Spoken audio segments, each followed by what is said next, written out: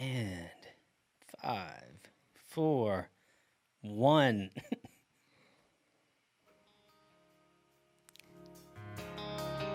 There it is. Oh, yeah. Bringing back the memories. Bringing back the memories. Rolling out the hits. You know how long this, this is 14 years ago this was released. Wow. 2006? Yeah. Wow. We got a picture up here of it. Get that young buck back there. So one of the CDs is sitting on the dining room, or in my wife's office on the coffee table, and it's. I always tell her when I see it, I say, "You know where this was taken?" She goes, "Where?" I said, "The goat farm." And I go, "That was before it was the goat farm. It was just some weird area where bands went to take pictures." Yeah. Listen to Eric Bolito getting it. Still a good record. It's a fantastic record. See who we got. We got Mike Martin on guitar. Chase Gentes. Chase Gentes on the drums. Me playing bass. Shawnee McPherson on drums. On bass. On bass. And Frampton on keys. Frampton on keys. And Eric Bolito, of course, singing. And Hank Barbie. Hank Barbie played pedal steel on one or two of the songs. Yeah, special appearance on a couple. Special appearance. I forgot about that. Dude, I would encourage everyone to go to and YouTube. Aaron Thompson played. He engineered basically a lot of the rhythm tracks. But I remember him playing guitar at a few things too late in the game. Oh, that's right. That's right. He did. And that guy is. Really, I don't tell anybody about him because he's just really good. And I'm losing work because of it, because it's like he was really good.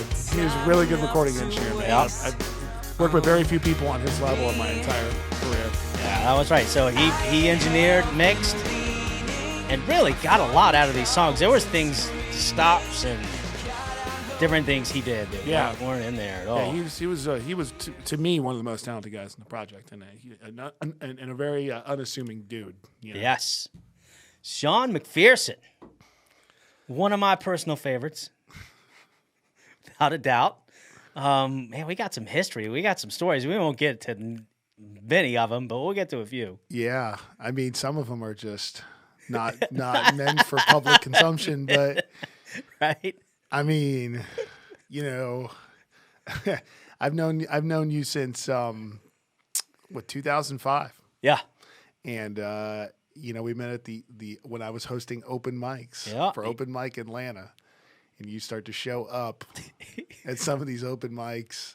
Well, which was the first one? Was it Taylor's or was it American Pie? It was American Pie. So I had just gotten divorced.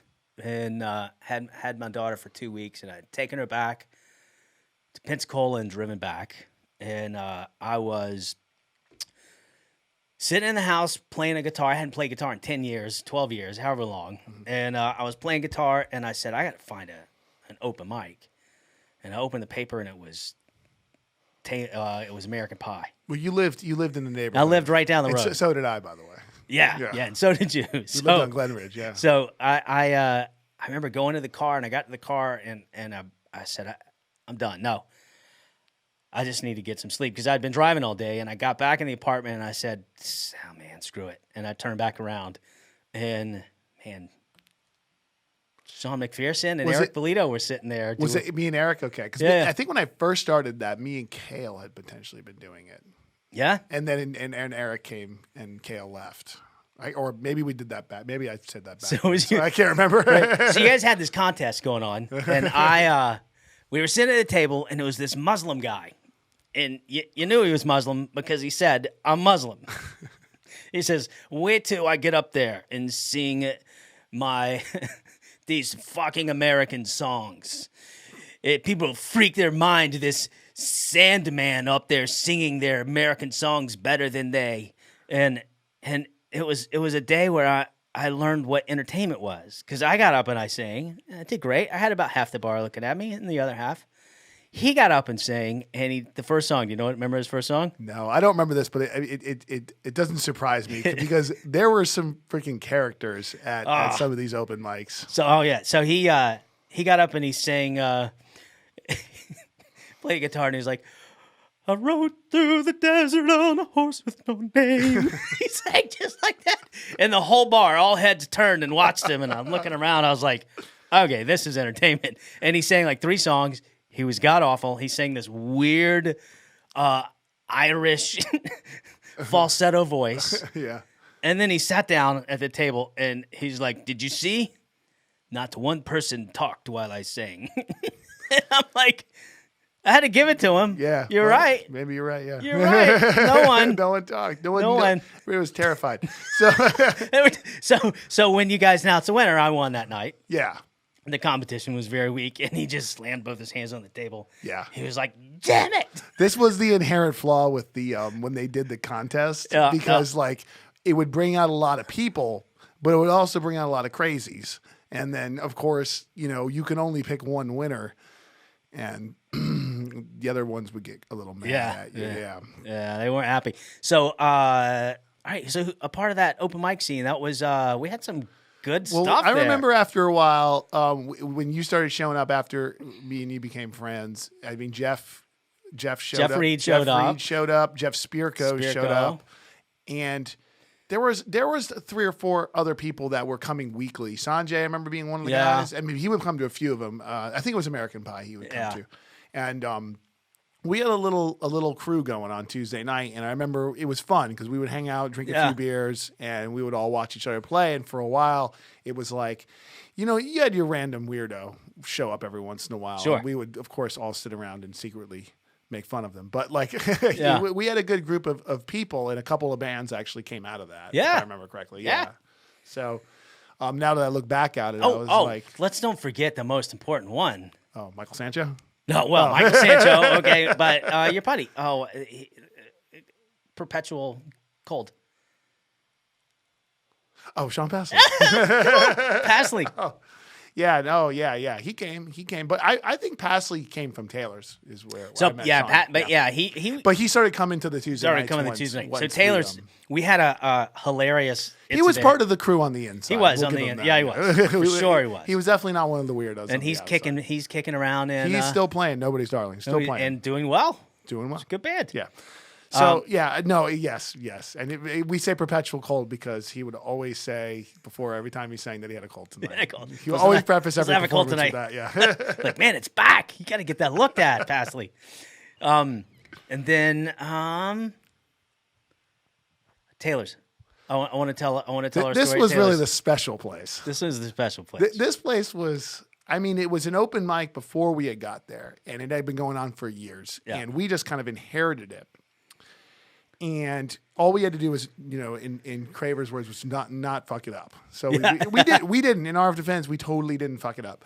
But there was a crew of people that showed up there every Thursday. When I say a crew, it was like about 20 people, and they would sit and they came for the open mic, and they would really that was its own sideshow. There were 2 brothers at the center of it, Clive and JP, and they were a comedy act all in themselves, and they would come up and they would bring we would get there and the drum set would already be on stage when we got there. We had to set up they were so psyched for Thursday night.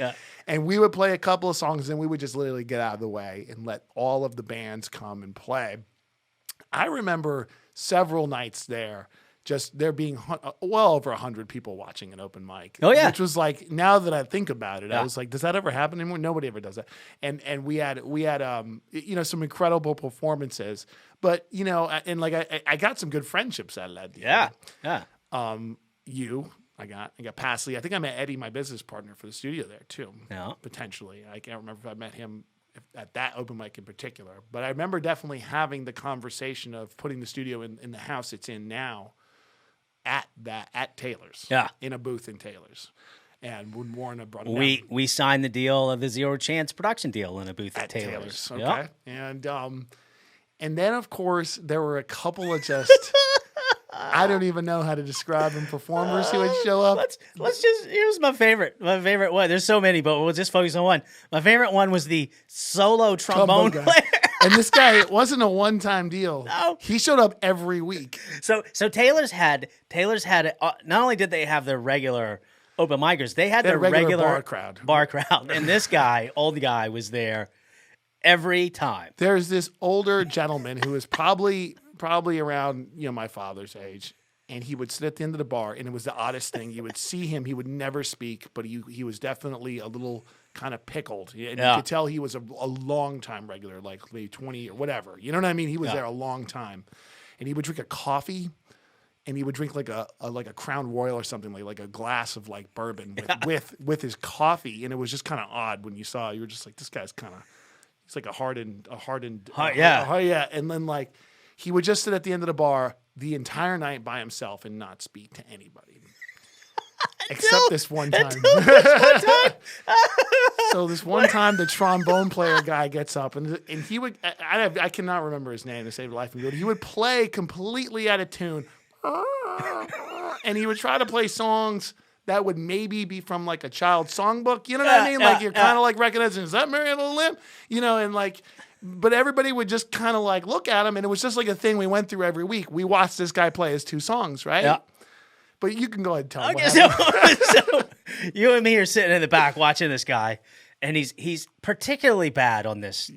Yeah, even more night. More than usual. Even more than usual.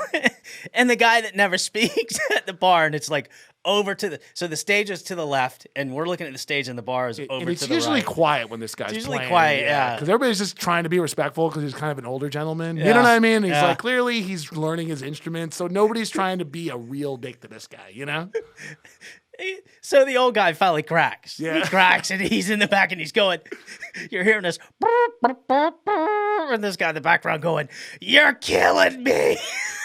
You're fucking killing me. He's like yelling at you. Killing me. It was just bizarre set of circumstances. The whole bar turned around and looked at the guy, and it was, I don't know if they were more astonished that guy spoke a word finally, or that this is what he particularly chose to share with us. This he wanted to heckle the trombone guy. He had it. You're fucking killing me, and then he never spoke again. Yeah, that was it. That was the only thing I ever heard him say. The guy stopped mid-song, and we were there for 2 years. We did that. Yeah. We did that gig for 2 years, and we also intermittently would play there on Friday nights and stuff like that. Like Taylor's was a part of my income and a part of my life at that point for like 2 solid years. Yeah, but that was a classic for sure. I mean, there's a few other ones where I remember Drew or somebody rolling around the ground so drunk that they couldn't even formulate words or whatever. And I remember one time clearly playing bass and standing on like one of those islands in front of like 100 people. You know what I mean? Yeah. And everybody was cheering. I would wonder I would maybe even shudder to go back and see videotapes of that. Oh, I've got them. I got them. Like, was I really as good as I thought I was? I probably doubt that. We were drinking a lot. I'll tell you this. I wasn't. But Taylor's, I coined some classics at Taylor's. Yeah. For Taylor's, I coined, because I always wanted to write something shocking. I always wanted to do one good song, and then I'd do one out there. Yeah. So I got Backdoor 11 from there. Yeah. I got, oh God, there was so many. My girlfriend I had, but I'd play that there. Butthole.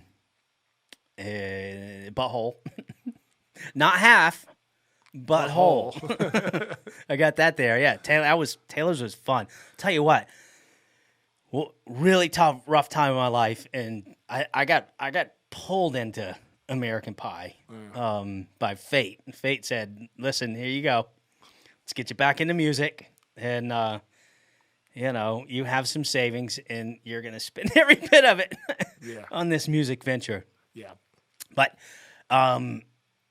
yeah, and that was 2005. Yeah, so those of you who don't know, Glenn, after all these shenanigans, somehow still wanted to work with me and my band. And he ended up signing what was a production deal? Yeah, so we did a production deal, and Glenn produced the record that we. Eric Frampton and I. Frampton and I roped Frampton in to produce this with us. Yeah. But remember, it was Burn My Radio was what did it. Yes, yeah, we played a song at Taylor's. We played a song every night. We always kicked off the festivities. Me and Eric, my band, and the one song everybody liked. We played the song called "Burn My Radio." Everybody was like, "Man, that song's great." So the open mic had so many people signed up, we can really only play about 2 songs, Yeah. And I was like, the policy was for the company who we work for was that we needed to kick it off to set the tone of professionalism, and then the shenanigans can ensue after that, and that's kind of what that was what they wanted us to do. So I was like, Eric, we got to play 2 songs. So we always played "Burn My Radio," always, because it was the one everybody wanted to hear. And then of course we would probably play like a new song we were working on too, usually just to like get a little bit in, and that's all we usually had to do for that gig is play 2 songs, so because it was so packed always, But on the strength of that, and the strength of those 2 songs, and the strength of "Burn My Radio," Glenn so graciously decided to come on and invest in the group and produce this record that we were playing earlier, and it was a really good record. And then of course there was a few other things that happened, along the way. But Glenn ended up being our manager for a period. Yeah. And you ended up getting us a gig at Sunfest in the Florida. gig at and Sunfest. It is still the biggest gig I've ever played in my life. I will say that. We got to play after Ashley Simpson, and there was thousands of the people main stage. there. The main stage. Ashley Simpson. It was really one of those time slots where if you were to look at like Shaky Knees midline like type of thing at 4:30 on a Saturday, and it was like J. Roddy waltzing into business, and then Zero Chance. You would probably be scratching your head, but Glenn got us one of those gigs, and it was probably the best gig I've ever played. Oh, it was fun. We packed a van, Frampton, Chase, you, me, Brittany, and Stacy. Is that? I think so. Yeah, Stephanie, something. No, Stacy. I think it's Stacy. So, but remember, we were in the restaurant. We had gotten into town. And where was Sunfest? Was it? It was West Palm Beach. West Palm Beach. So we get into town, we go to a restaurant, and the radio's on, and it says Sunfest Music Festival. Leonard Skinner, Bruce Hornsby, Train, Michael Bolton, I'll tell a funny story about Bolton. Michael Bolton, Ashley Simpson, and Zero Chance. It's a lot of people scratching their head up there.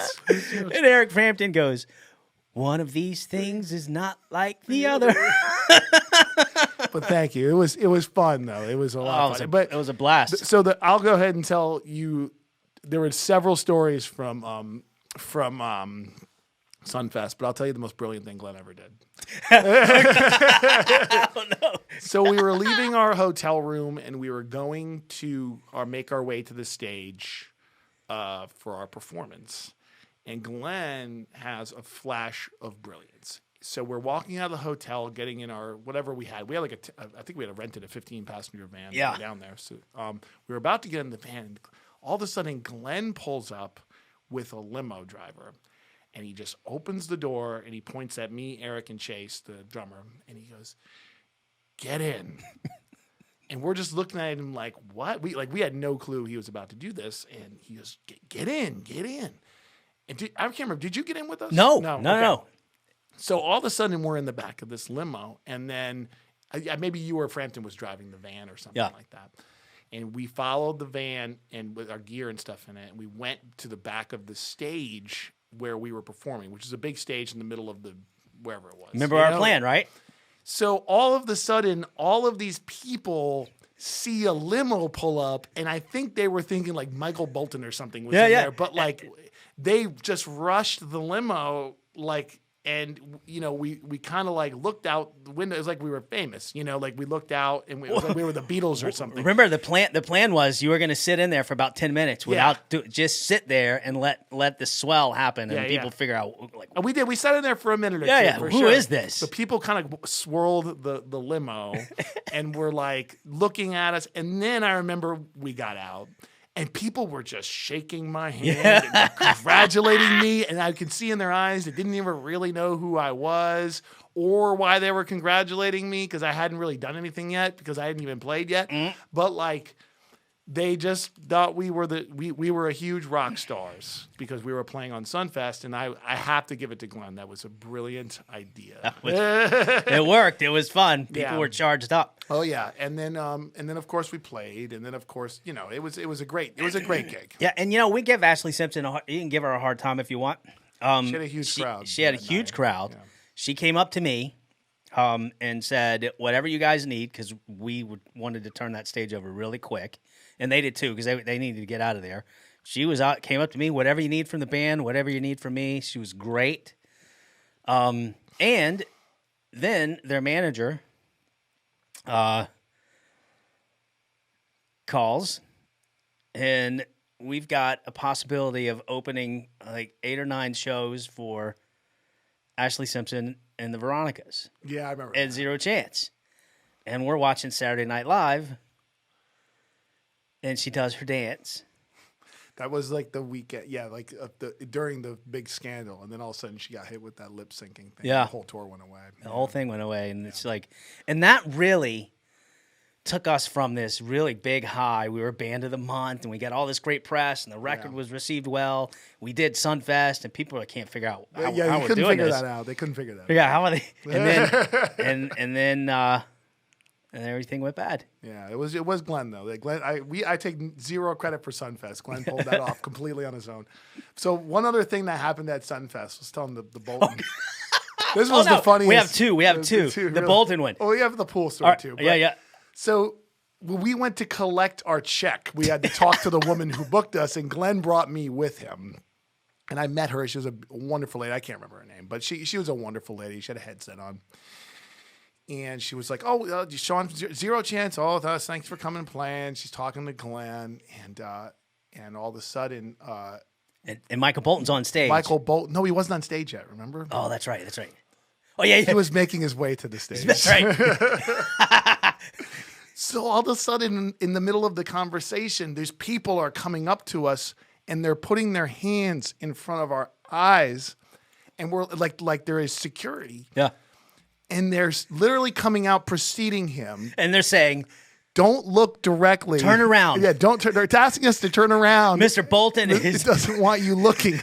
Do not look at Mr. Bolton. And they're doing this to everybody backstage. There's not just like me and Glenn. They're doing it to everybody. And the guys are walking up and putting their hands in front of our eyes, saying, "Don't look directly at Michael Bolton." Don't look at Michael Bolton. Mr. Bolton. Yeah. Mr. Bolton is walking by. So we're just like, what the fuck? Yeah. like, why would anybody want to look directly at Michael Bolton?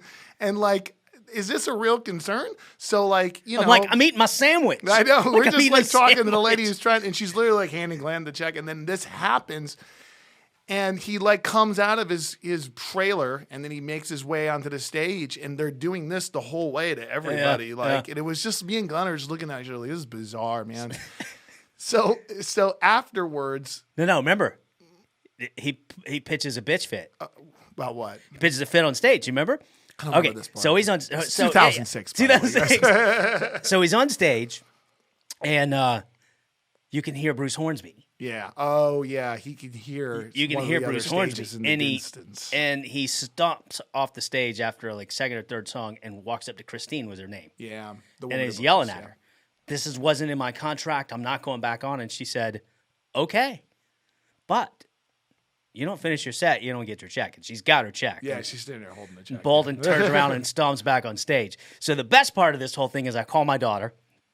I call Summer to give her an update on how everything's going. And I'm telling her about this, and she goes, "Dad, who's Michael Bolton?"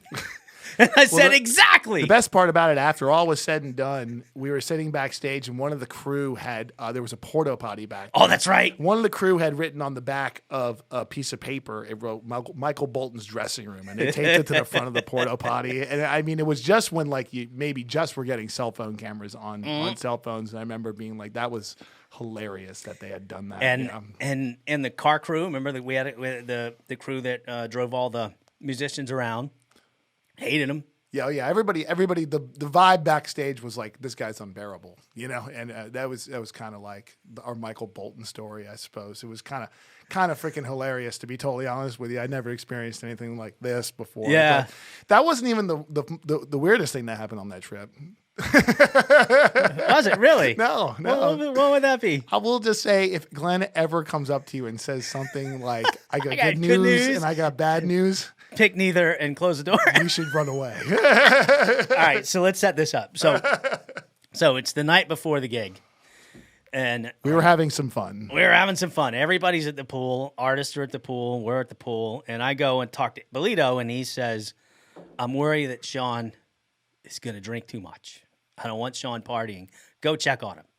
So I go check on Sean, and I end up getting hammered. Yeah, and surprisingly enough, I don't think I was sober, but I was really good that night. You were good that night. I knew I had to perform. And I got out of control. Yeah. So but between the hour and a half I went to check on you to come back up, things had turned south for me. Yeah. So I take all my clothes off. Well, no, you came up to Eric. No. You videotaped all this. No. I remember it because I had the towel from the pool. Yeah, you're okay. Outside right, of the room, right, I took all my clothes off and wrapped myself in a towel. I knocked on the door, and Eric Bolito answered, and I said, "Eric, I got some good news and I got some bad news." I think he said something like, "I don't see any good news here." He goes, "I don't see any good news." At least here. from the videottape I saw afterwards. Yeah, I don't know if that exists anymore. No, but there was a videotape. It had my bits in it. So Eric goes, "Don't think it doesn't look like there's any good news here." And I say, "The good news is Sean is totally sober and totally on the straight and narrow. And the bad news is," and I pulled the towel off and ran in the room and started jumping on the bed. The naked manager chasing you around. There's a naked man running around your hotel room. Yep. And he's like, "You broke the rule. We have one rule." Yeah, the golden rule. The golden rule is no one sees anybody's penis. It's like, "You've broken the rule." And I'm jumping up and down on the bed. Yeah. And meanwhile, Chase is videotaping. And then he came down and showed it to me at the pool. And Yeah. I thought it was hilarious. Yeah, it was good. Everybody thought it was hilarious except for one guy. Except for Bolito. And I don't think he was ever the same with us after that. I don't think so. So, all right, so we have this great high. We play Sunfest. We actually did another music festival, which was the opposite of Sunfest. Remember, we did the Midpoint Music Festival. That was a conference. Music conference. Yeah. And it was in Cincinnati. And we had everybody there. We had a great club. We had a great venue. We had full attendance. And you know what happened when we started playing? Do you remember that? Not really. I mean, some asshole. And we only had, 4 songs. We played 4 songs. No, 3 songs. We played 3 songs. That was it? And we had, full crowd and everything. And this drunk guy jumps up, pulls his shirt off, and he's drunk dancing. And no one paid attention to our band. Yeah. They all watched him the whole time. No one, we made 0 impact. Didn't sell any CDs. Yeah. And whereas at Midpoint, we sold a couple hundred CDs. And at Sunfest, we sold 200 CDs. I remember there being a line of girls asking for autograph. Yeah. Like, this is kind of surreal. Yeah. Remember Chase? Chase's ex-girlfriend was in the line. Chase "Dude, my ex-girlfriend's in the line." I mean, who lives that dream? I remember there was a guy in the line, and I grew up in the same neighborhood as him in Connecticut, and he had been living in Florida. And he, this is how old it was. I think I posted on MySpace that we were playing, playing at Sunfest, and he showed up, and he was like, "Yeah, we drove 3 hours because I knew I came to this thing, and I saw your band was playing, and I was like, oh my God, I haven't seen you since I was 12, yeah. And now we're grown folks, I guess, but." So then the band, not too soon after that, the band falls apart. Chase, God tells Chase to leave the band. Yeah, I think I had enough of Eric before. And you left the band, and then I did one last project with Bolito, with Eric Bolito, and okay. So before we get too far into this, you made it official today. Yeah. You made it official. Promoted to daddy is what the T-shirt says. Sean McPherson, you are having twin boys. Yep. Identical twin boys. Yep. I am delighted Scared to and death scared too, right? at the same time. Yeah, but it's gonna be wonderful, and I got a wonderful wife. I mean, I really lucked out in that department. So I can only say that that I'm looking forward to this, and I'm very excited. Very excited. We've been touring preschools lately and trying to figure childcare stuff out. Yeah. And it's actually it's pretty cool. I guess now I'm 41 and I used to not really be this type of guy, but like now I see little kids about 1 year old and I'm like, oh wow, like this is real special, and Yeah. I get real excited, and that never happened to me before, but now it's happening. So I'm probably ready. That probably somehow cosmically means I'm getting ready for this or whatever. But it's the man version of nesting. Yeah. Man, it is. Well, I'll tell you. I've raised 3 daughters. I've raised 2, and I'm very close to all 3 of them now. And there's nothing better. There's nothing scarier than it. But you'll just somehow know what to do. But yeah, man, it's very exciting. Congratulations to you. And yes, Rebecca. thank you. We've known, I think we're 15 weeks now, but we've known for a bit. But I posted it on Facebook this morning, and I'm terrified to look at the post because when I came into this podcast, I think it was at something like 300, 400 comments or something. So yeah, but I mean, we're really excited and we're really grateful, and I guess I didn't see twins coming, but yeah. It's gonna be there. Oh, knock it. Yeah. I drove up in my dad car. You probably saw. I did. CRV. Beautiful. I drive a CRV. Got the minivan now. Yeah. I drive a CRV now for all my friends in the music business. Want to call me? And it's happening. Yeah, make fun of me. I traded in the Infiniti and the BMW for the CRV. I had a buddy, Preston Saunders, and he waited till mid-40s to have kids, and he's got 2.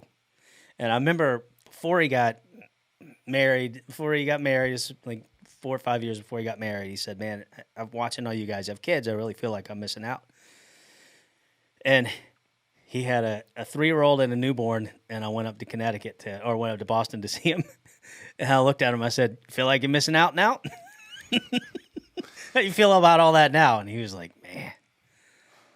Well, my brother's had kids in the last few years, and I've gone close to my nephew and my niece, and I see it when I go up there, and I kind of feel like, yeah, maybe I should do this, or maybe this is something I need to do, So, yeah.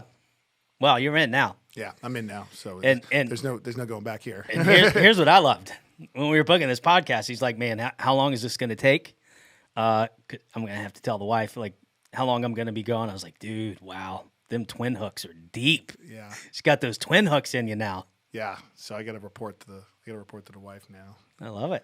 My publicist Steve from Los Angeles, told me when he came over and he stayed with us one night, and I think I said something like, "Oh yeah, let me see if I can come to your show. I'll have to talk to my wife," and he said, "Oh, how the mighty have fallen."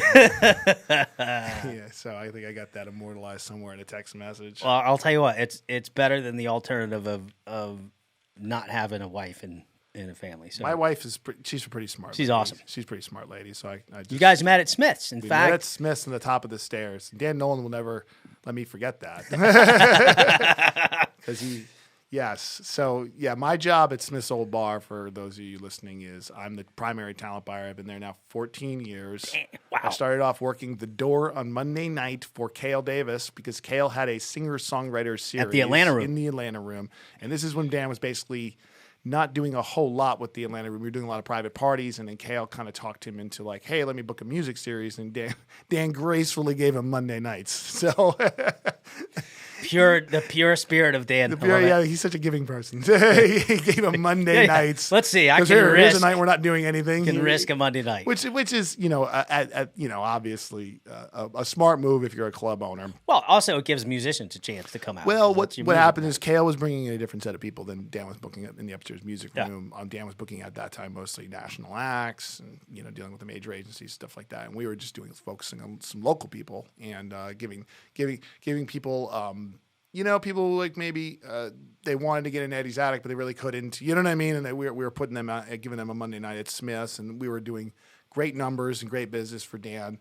And everybody was very happy with it. And the Atlanta room was set up totally different then, of course. And then I think I was playing in Zero Chance, and I had one night off a week. I was off on Monday nights, and Kale approaches me and he says, "Do you want to work the door for me at Smith's Old Bar on Monday?" And I said, "Well, yeah, that's the best club in town. I would love to." And he goes, "Here's the deal. I'll give you $30 if we make money." And I think there were definitely some weeks where we didn't. I didn't get paid. And he goes, "Oh, and you can drink some of the free beer. I think I got a deal there too, or something." Yeah. So I was like, okay, and I did that for like a year, and then Kale was like, I think he started to do some other stuff. And then me being a sound guy and the owner, I own East Atlanta Recording. I have a background in audio. He was like, "Do you want to run sound? I'm not going to be able to make it tonight, And I said, "Yeah." And then he was like, "Why don't you?" Then after like a few months of that, it was, "Hey, this week I don't have anybody. Do you want to book this?" So I was like, "Oh, okay, I'll book a night." And then, of course, it started to do well. So I think Kale gave me Monday nights, and he kept Sunday nights, and I think Warren took over like Tuesday nights or something like that. Yeah. But we were at this point. I think we were doing Sunday, Monday, and Tuesday for Dan. He was even more graceful to give us the front end, front end of the week. Yeah. He gave us those spectacular nights in the Atlanta. And the sound system was like a PA system in the ceiling at this point. Yeah. It was really, really rudimentary. It was like a 6-channel board, kind of like what you got there almost, And I was booking the Monday nights, and then Kale was drifting further away from it. And he was like, "Why don't you book the Tuesdays and the Sundays and stuff too?" And then I started doing that. And then I'll remember the first time I met Dan, Dan and Kale got into an argument over money, and Kale. Wait, hold on. Kale Davis and Dan got into an argument over money. Over money. That's hard to believe. It's hard to believe. Knowing two of those guys, that's very hard to believe. So Kale called me and said, "Well, I'm not going to do this anymore. So do you want to do it?" And I said, "Yeah, sure, I'll do it." So then he calls Dan and he says, "Well, I'm out, man, but you should call Sean McPherson because I think he'd be willing to do it." Dan goes, "Who's Sean McPherson?" Kale goes, "He's been booking your room for a year." He goes, "But you've been sending me dates." He goes, "Yeah, well, Sean's been doing all the work, and he sends it to me, and then I just send it over to you." And he goes, so I remember Dan calls me, and he goes, "Who are you?" And I was like, "I'm Sean. I've been working in your club for like a year." He goes, "I thought Kale was booking those dates." And he goes, "Well, I've been booking them and sending them to Kale, and then Kale's been sending them to you, He goes, "We'll get up in my office right now." So he'd like literally like, "You'd be here in 15 minutes. I want you here right now." And I was like, "Okay." So I got in my car and I drove down there and I met him. And I met Mike, and they were sitting in their desk in their office, which is now my office, by the way, which is totally weird. But they're sitting there, and they're just staring at me like they were going to eat me. And finally, Dan goes, "Who the hell are you?" And I was like, I explained to him the whole story of how it all worked out, and he just didn't even skip a beat. He goes, "Well, the numbers have been up, so welcome aboard." He just stands up and he shakes my hand, and he goes, "You're the," he goes, I mean, in those days, our deal was, we can keep the door and we can run the show and assume all the costs and pay the acts, and we did everything. We were self-contained, like promotional unit, and I was just allowed to keep my job, and that was great. And that went on, basically some version of that deal went on that was 2007 when that happened, all the way up until 2013. So I did six years of just kind of doing that. And I think over the time it was like I went from Mondays to Tuesdays to Wednesdays. And then it was like, "Here, you want some weekend dates?" And there was at some point in like 2010, I think, or 9, he was just kind of like, "Why don't you just book this whole thing?" And I was like, "Okay, we'll book the whole little room downstairs." And he's like, "I'll just do the big room upstairs, and you can do the small room, and this is a good little deal we got going on." And I was like, "Yeah, it is. This is great." It became like my full-time job at that point. Yep, I remember that. And then he eventually started throwing you some dates upstairs. Yeah, every once in a while when I had like some sellout shows, he would sniff around and he would be like, "Hey, what happened there? You had a big night?" And I'm like, "Yeah." And he's like, "Well, why don't we turn around and offer him a show upstairs?" And I would do kind of the same thing, and he would just give me the room for whatever the costs were, and then I would promote the show upstairs. So then in 2013, he kind of came to me, and him and Mike, I remember, came to me and said, "Hey, we like having you at Smith's, and we think we want you to work upstairs in the Nolan Reeves music office. Do you think you can do that? And I was like, yeah. And he goes, I think at that point, not only was I doing all the downstairs, but he was calling me a lot. And he was going, hey, I need an opener for this show, or I need an opener for that show. Who do you got that might make sense? And I would say it was kind of like, I would kind of reward some of the folks who were doing well in the small room with the bigger, better gigs upstairs. And at some point, I think I was almost doing all of it. I mean, I was doing most of that, and he basically came to me and said, you want to work in Nolan Reeves? And I was like, okay. And I think he still even made me work the first 2 months for free. He was like, you got to work for free. Yeah, and I'd already been doing this for like 6 years. Like, wait a second. And I think I worked for a couple, he gave me a desk, and I worked there for a couple months, and then he was like, you're promoted to assistant talent buyer, and he gave me a little bit of a salary, but I still booked you're still booking the Atlanta room. You still have to do all that, but your another job is to find all the support for upstairs and to book this night and this night. And this so night. He'd book the main national stuff. He booked the national stuff, dealt with all the agencies. He wasn't ready to hand that over to me yet. And then I basically booked most of everything else, and all the smaller stuff, And then in 2015, he promoted me to. He basically graciously gave me his job. He said, "Well, I'm ready to." He was ready to kind of move aside, and he wanted me to take over the whole thing. So that was a huge culture shock because I didn't realize. I'm like, oh, I'm already booking 90% of this club. Yeah. But then I realized that his job was very hard, and it was a culture shock. So the first few months of doing that was kind of like a huge shock to me. Yeah. How different that was, and what kind of animal that was. But after a while, I got a good handle on that, and I've been doing that since, I guess, now for 4 years. So that leads me to my story and how I became at Smith's Old Bar. So what's crazy is when you are working your way up and you get that record deal, you automatically fill clubs. Right? All you need is a record deal, and you automatically are filling clubs everywhere. Oh yeah, that's totally truth. Yeah. No, that is not how it works whatsoever. It doesn't matter how good your recording is. It doesn't matter record deal you have. If you haven't put the work in a market, you're starting at zero. Who are a couple of the bands that you have worked with from that beginning stage and booked through? So yeah, I've got history with and have grown in the last few years. Luke Combs I was one of the first guys in town booking him. I booked Shovels and Rope, Lady Antebellum. I remember booking these people on small little door deal in the Atlanta room. You know what I mean? Yeah. And on a Wednesday night, and now they're filling stadiums. I got a couple guys. Even now, I mean, I did what's his name, Marcus King's first play in Atlanta. Yeah. I mean, we did 50 or 75 tickets, and now he's doing 2 nights at the Tab.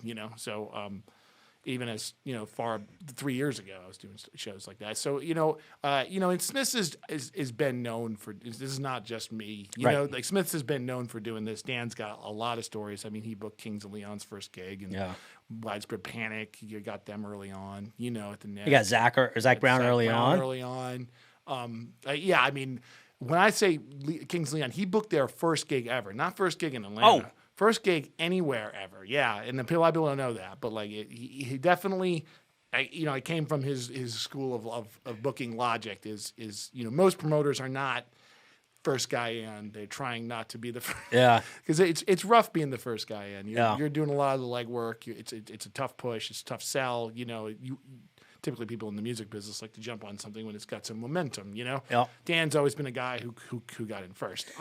So you don't wake up and you're Lady Antebellum selling out stadiums. No, it's a progression. It's a process for sure. The best if people are looking for advice, the best thing I can say is you got to realize a concert promotion it's a two-way street. You hire a promoter to do the show, and he's helping you promote your brand in the market.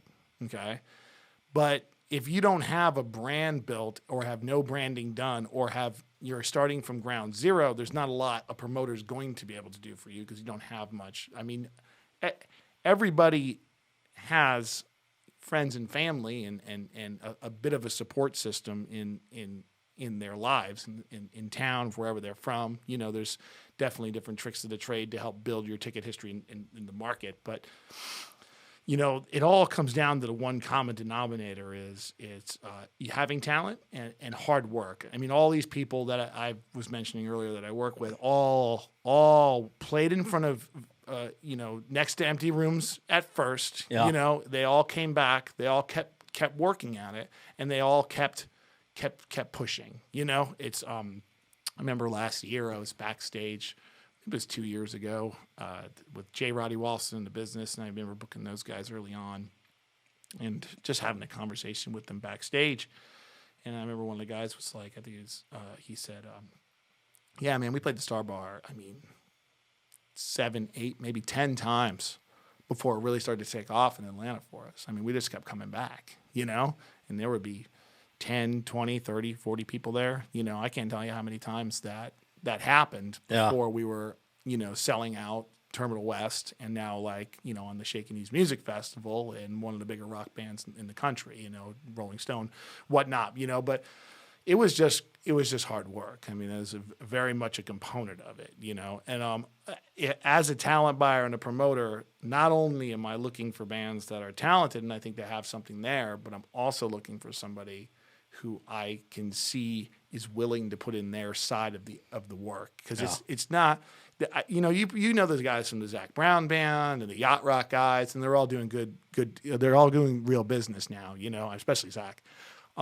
But I mean, you know how hard they worked on their end. Oh, yeah. And then it wasn't like you can sit here and point to any one of those guys and go, well, here's what happened. They got this record deal or this manager or this agent, and that's what happened. It just happened for them. It's like in no way did one person, except for maybe Zach in that whole camp, he really pushed a lot of that through. I mean, it's a lot of his hard work that is manifesting itself. You know, and I'm not saying he didn't have help or other people weren't involved. Yeah. But it started with him. Well, Zach played the game so well that he was turning down record deals. He didn't want one. I mean, Jay had to go sit with him and get that deal done. Zach was like, I've got to, I think he had Creative Arts Agency before he had a record deal. I think so. So he was already booking. He was selling out. He was selling records. So, I mean, that's the extreme end of hard work and talent and the market buying what you're selling. Mm-hmm. But the other side is you don't wake up this overnight success. I remember someone talking about Britney Spears years ago. Said she was an overnight success. I said, really? Because she did 10 years in Mickey Mouse Club. Yeah. And working her butt off. No, it takes way longer. Okay, than so that. I'll give you another story to illustrate that point. So 2011, doing my thing in the Atlanta room, and I get this call, and it's Vanguard Records, and they want to do a radio thing in the Atlanta room for this guy, Matt Nathanson. And I was like, Matt Nathanson wants to play in the Atlanta room. It holds 100 people. He goes, no. We want to rent the room from you so we can have all these radio promoters come in and listen to his new single, and he's going to perform as well. And I was like, yeah, well, that sounds like a good deal, because he's, you know, probably playing a 5,000-seat arena at this point. You know what I mean? And I was like, and I remember we did the whole thing. We set this whole thing up, and we and about an hour before everybody shows up, it's just me and Matt there, and we're in the back of the Atlanta room. And if you've ever been in the back of the Atlanta room, it's pretty. You know what I'm talking about? It's something. It's kind of half a cesspool, half a storage closet, half a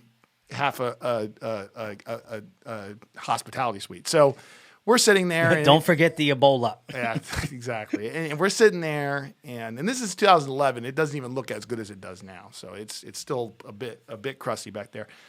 And it's just me and him. And I just take the opportunity to have a conversation with him, because I've always been a big fan of his since 2001. I saw him play at the Acoustic Cafe in Bridgeport with Eric. Yeah.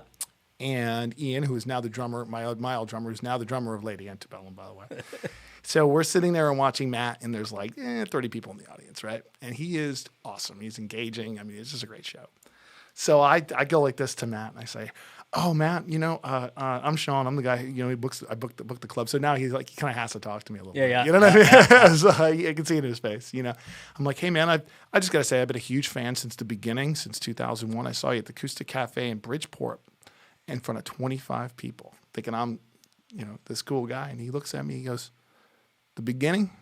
He goes, that was 10 years in, man. I started in 1990 in San Francisco. It took me 10 years just to get to the point where I can tour across the country. That's when you saw me in 2001. He goes, so I'm doing the math in my head. And I go, so wait, you've been doing this for 20 years? And he looks at me, he goes, yeah. And he was about to go on his first tour of Sugarland. So his career was about to explode. Yeah. But it really blew my mind because it just, in my head, I said, you know what? As long as I think it takes a band to make it, so to speak, it probably takes twice as long as I think it takes. Yeah. And it probably takes 4 times as long as I think it takes. Yeah. So that really opened my eyes up. I was just like, wow, that is just an amazing, I was just like, that's wild. So in the beginning, right from the horse's mouth. that wasn't the beginning, and we were 10 years in at that point. That's what he said, and I was just like, and then I started to really look online and been like, yeah, man. I mean, here's footage of him playing in '91. You know what I mean? That's really because he's from San Francisco. Yeah. So like he told me at that point I was playing to 25 people in Connecticut, but I was playing to 1,200 people in San Francisco. And that was the dynamic of his career at that point, know. And I had an agency, and I was, hadn't quite signed the big record deal yet, but I was about to sign the big record deal, because I remember the album that came out in 2003. That was like his big major label debut. Yeah, you know what I mean. And then it was a great record. It was a great record. It didn't go anywhere. And then like the one that came out in 2006 was the one he started to really get on the radio and stuff with. He started really started to explode. But it was like I just took it like this guy's had all forms of success in the business, and he really, I mean, brick by brick built it. Like there was really nothing handed to him, And I could tell that when I was walking around and talking in the room, like he was very involved in everything. Yeah. He wasn't like, I'm just gonna leave this to my label, I'm gonna leave this to my manager. He was very much paying attention to the details. I remember him walking around the room with me because I was a sound guy too for this. And he was listening to the record and listening at different areas of the room. And he wanted to make sure it sounded perfect in every area of the room because these are the people who are going to decide if they were going to play on the radio or not. There are all these PDs and stuff. And he would stand in a corner. And he would come up to me and he would be like, I want you to make these adjustments. I want you to do this. And we're just EQing 2 tracks on it. But he did this for a solid 30 minutes. And I was just like, man, I don't know any other artist who would sit around and like be that involved, But it really like kind of made me realize, like, if you want to make it in this game, you gotta be involved in a lot of your own decisions. You can't just leave it to other people and just hope it works out. You know what I mean? And then turn around and blame them when it doesn't. Yeah. Like you gotta stay on top of all these details. If you're the artist and you're the CEO of your business, and you own your brand. When I started with Zero Chance, I signed a deal and met with Michael Weedman. Yeah. It was kind of my, it was sort of my mentor during that time.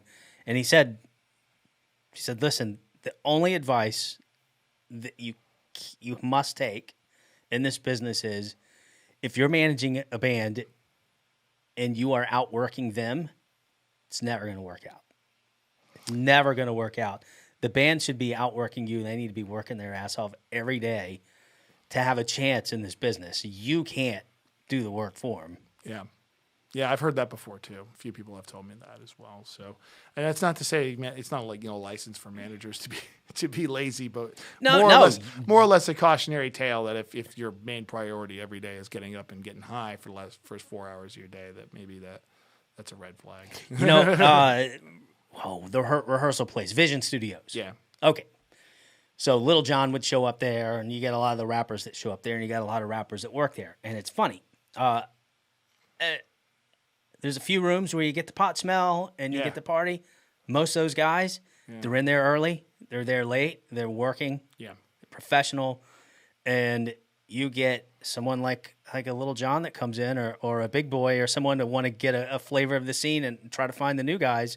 Man, you better be ready to take that opportunity. So the party lifestyle is great, but it usually happens after the success comes. It's not. You don't want to get that backwards because you're not going to party your way into success unless you're just. No, I can personally attest to that. I was definitely known for a while for being one of the party guys on the scene, and I mean, Dan told me afterwards the big reason they approached me when they did about working upstairs and helping out with the club was they watched me get sober and lose 100 pounds and just basically turn my life around. And that he actually calls me Boy Wonder. That's my nickname at Smith's. Dan has a nickname for everybody, by the way, but mine is Boy Wonder, and it's because, according to him, I saved my own life and totally turned it around, and I'm a miracle. So. Let me just tag on that because I was hoping I'd get the chance to bring that up. Sean McPherson, I saw Sean and cried when I left Smith's Old Bar one night. You were in such terrible shape. And about 6 weeks later, I went to check on you. You were like 100 pounds lighter. It happened so fast. What'd you do? What'd you do? What did you do? It was basically what you would call a keto diet now. I mean, but back then, like they weren't. It was 2013. That really was barely a thing. It wasn't really publicized like it was now. So I was basically working out every day, multiple times a day. I was basically eating salads and protein shakes and things of that nature. Very, very healthy, streamlined diet. And just a lot of working out. And it was a complete lifestyle change, And everybody that I talked to was like, dude, have you seen John? I'm like, yeah. It's like one day he's near death and the next day he's got a 6-pack.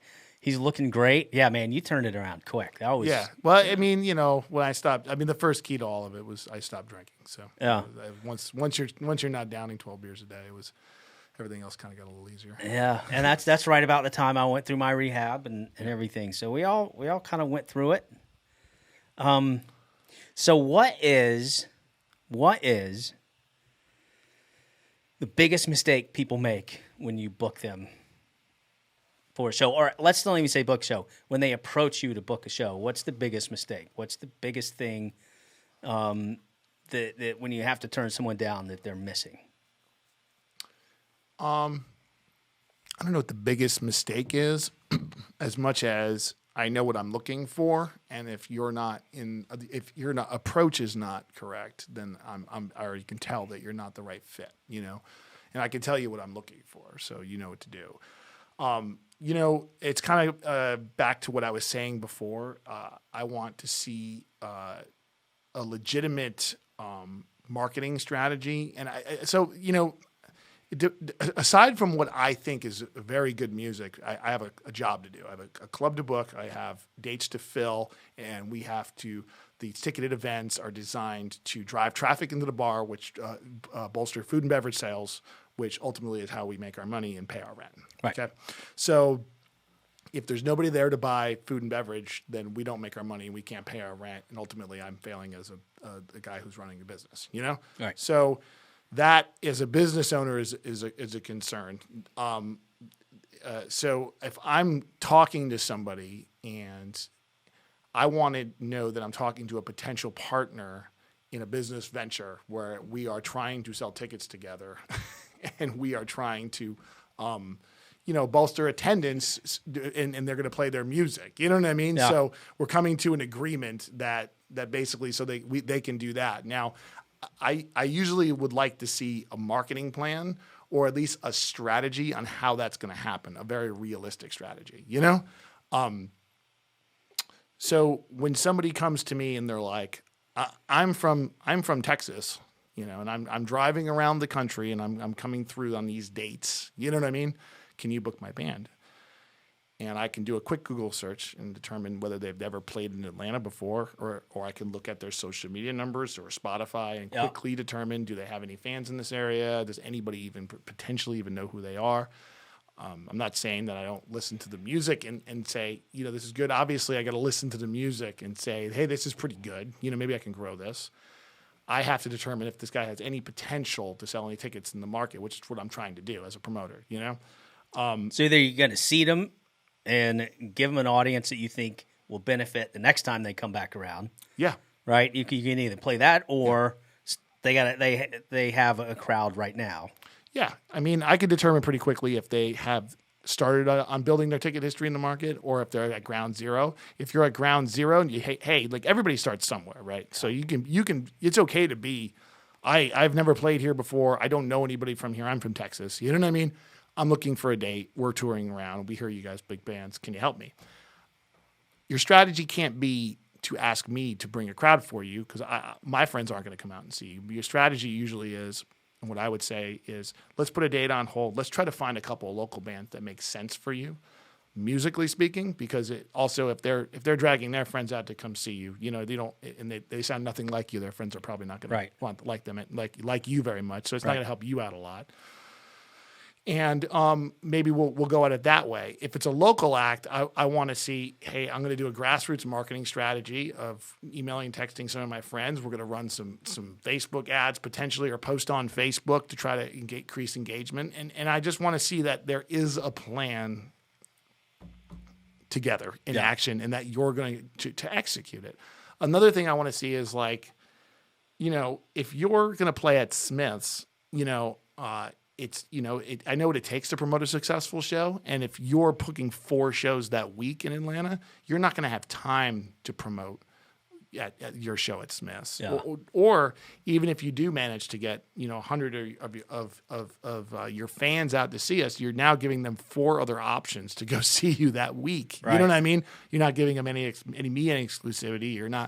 You're actually competing with yourself. So I would like to see some exclusivity. And more or less what I'm looking for is somebody with an understanding of this, you know? So if somebody emails me and asks for a gig, if you're just emailing me and you're like, hey, you know, I've never played there before, but I would really like $1,000 in a Friday night upstairs. I would say that's pretty unrealistic considering you've done nothing to achieve any of that yet. You know, from back in the day, usually we start somebody off on a Monday or Tuesday. We start the ball rolling on a slower night. You execute a marketing plan. We can get 20, 30, 40 people out. Let's talk about you taking that and supporting somebody on a Friday night and being the opening act, and then parlaying that into potentially a co-headlining or a headlining slot where the money and the exposure gets a little bigger. You know. Yeah. That to me is a reasonable strategy, you know.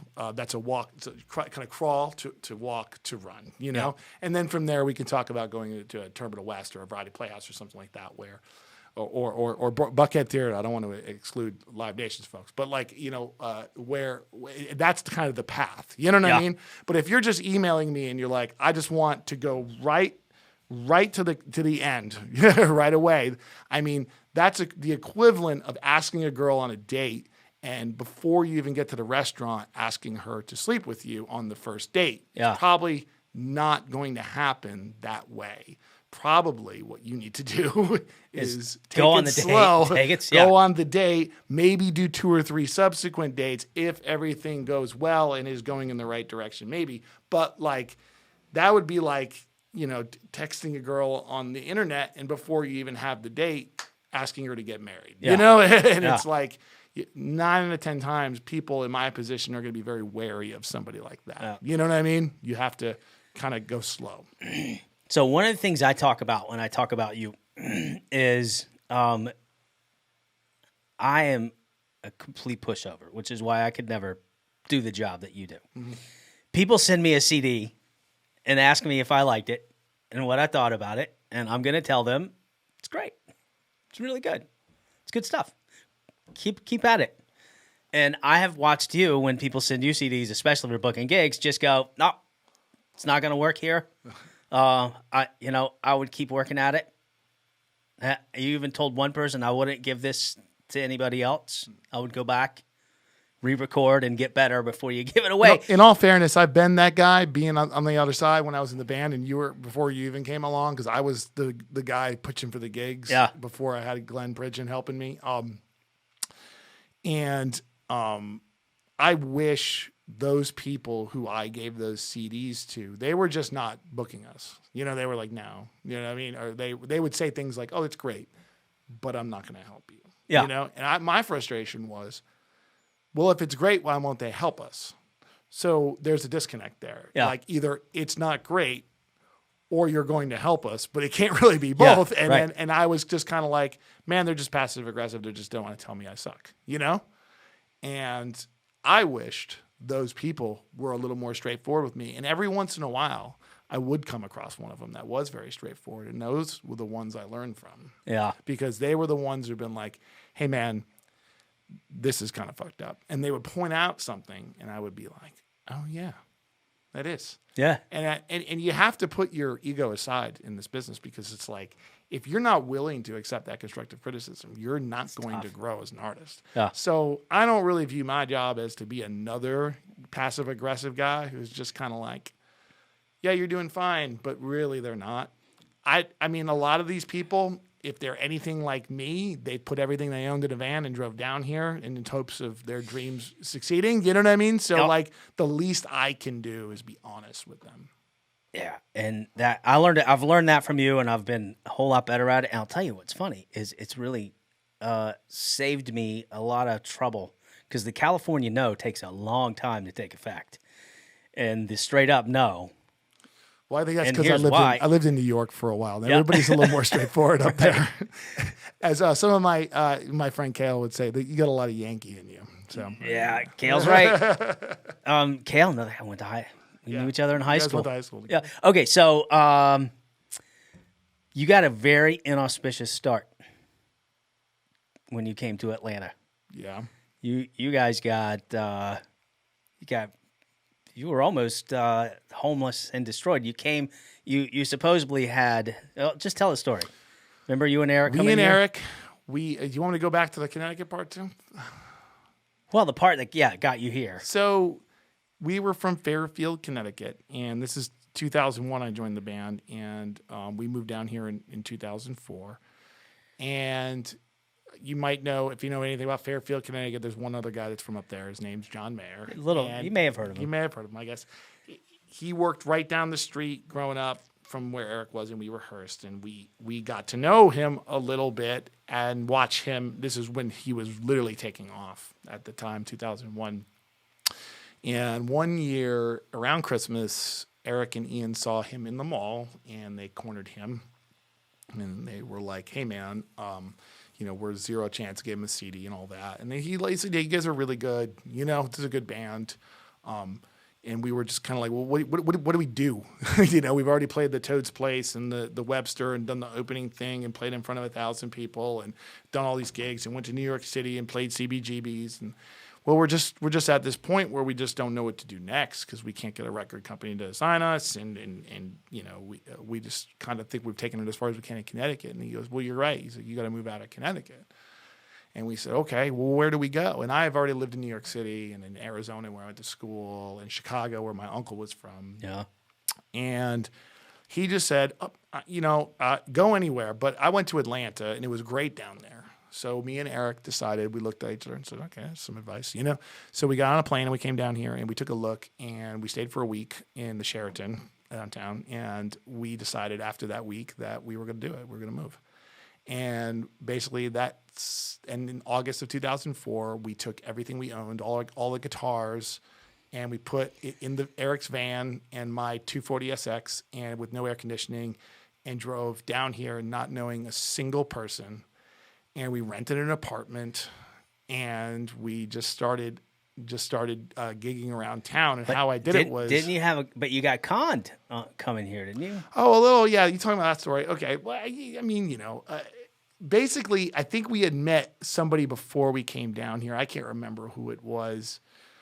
Some kind of slick bar agent guy who basically had told me, we were communicating with him back in Connecticut, and I think we had met him on the trip down here, and he was like, "Oh, you guys are great." I think we played one of the open mics, and he was there, and he saw us, and we got hooked up with him, and he said, "I'll start booking you guys when you get down here. I can get you some work, And we got down here, and we went and we met with him, and he kind of just blew us off, He was just kind of like it. He had never really talked to us, or never even knew who we were, And I kind of was like, after the first week, I think another thing John had told us was go to Eddie's Attic and play the open mic. That's what you got to do. So we said, okay. And we went and we went to Eddie's Attic. We played the open mic, and we did not get selected the first time, And then I think the combination of that and this guy blowing us off after about a week of being down here, we had thought we made a pretty big mistake. We were like, dude, we made a huge mistake. We just moved our whole life down here. I'm like 26 at the time. I think Eric was 22. And we moved our whole life down here and moved away from our families and our security. And we just took this apartment and signed a lease. And like, dude, we have no clue what's about to happen. I have no clue how I'm going to get a job or eat or anything, And what happened was I think I had met David Craver was right at one of those open mics that this guy was at. I went to, and he was there, and I remember him drinking with somebody, and what he had done, he didn't get me a gig, but he did introduce me to Dave Craver, and that was the guy who ran the open mic company. Yep. And Dave, saw me and Eric play, and he goes, that guy really helped me out. Looking back on this, Craver's a good dude. He was a very honest guy, and he goes, "Hey, I'm not promising you stardom, but he goes, I will give you a gig if you want it, And that was the Taylor's gig, and he said, "I'm just ready to kind of step out. I think you guys are like." We started showing him all of our credentials and what we had done, and he was like, "You guys have opened up for some big acts and done this and done that." And we said, "Yeah." And he's like, you can have my little gig here at Taylor's. It's just hosting an open mic at a bar, and he gave that to us. And then I think what happened after that was it started going pretty well. This is right before I met you. Yeah. I was like, how can I get more gigs? And he goes, well, why don't you go out and find more gigs, Sean? And I go, what do you mean? He goes, go find bars and sign me up for open mic, and I'll let you host them. And I'll also give you a bonus for doing the legwork. It's like $100 bonus, I think he gave me. And so I started doing that. And I think I talked the American Pie people into the open mic. I went in there and I started driving up down Roswell Road and just stopping into places and been like, I'd like to talk to the manager. And then I would talk to him. And Craver had this scripted pitch, you know? And I would just give them the pitch, and every once in a while, one of them would bite, and one of them was Taylor's. One of them was the American Pie, and one of them was, I think, what's that place in Buckhead? Man, Brad Broderick used to book it. Oh, CJ's Landing? No, the other one.